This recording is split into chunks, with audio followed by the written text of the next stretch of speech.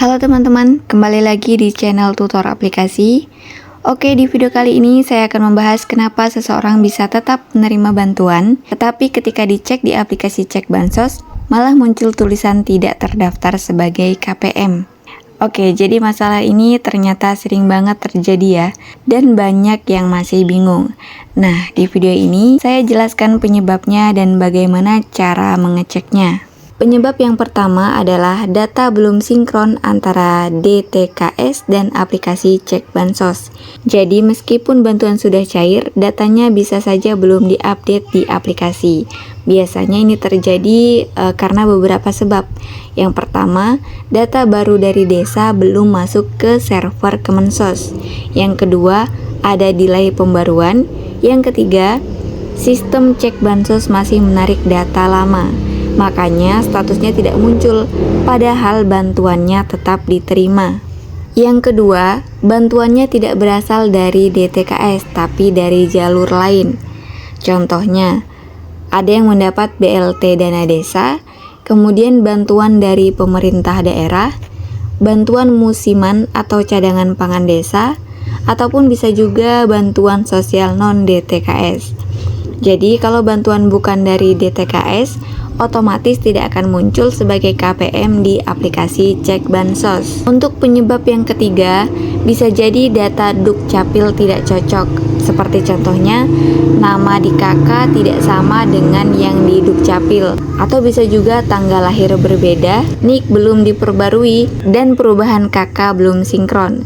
Jadi kalau data tidak valid, aplikasi langsung menampilkan status tidak terdaftar. Sampai sini insya Allah paham ya. Untuk penyebab yang keempat, status KPM bisa saja sudah dihentikan, tapi bantuan periode lama masih cair. Nah, ini sering terjadi ya. Ada beberapa penyebabnya juga. Untuk yang pertama, perbaikan data sedang berjalan, kemudian validasi ulang penerima bantuan, ataupun bisa juga karena proses penggantian KPM.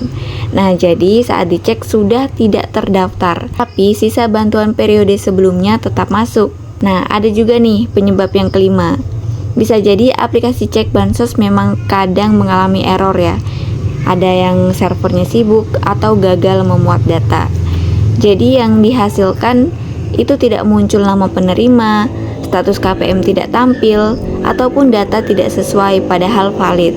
Nah, ini salah satu yang paling sering terjadi.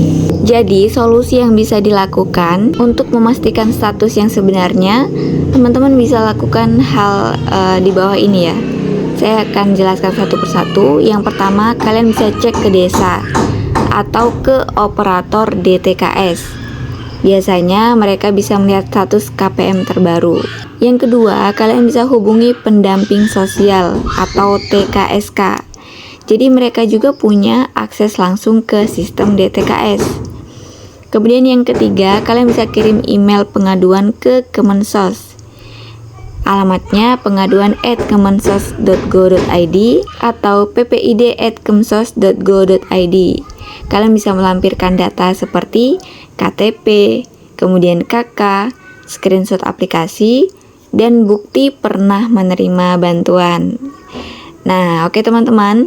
Jadi itu tadi penjelasan lengkap kenapa seseorang bisa tetap menerima bantuan, tapi status KPM-nya tidak muncul di aplikasi cek bansos.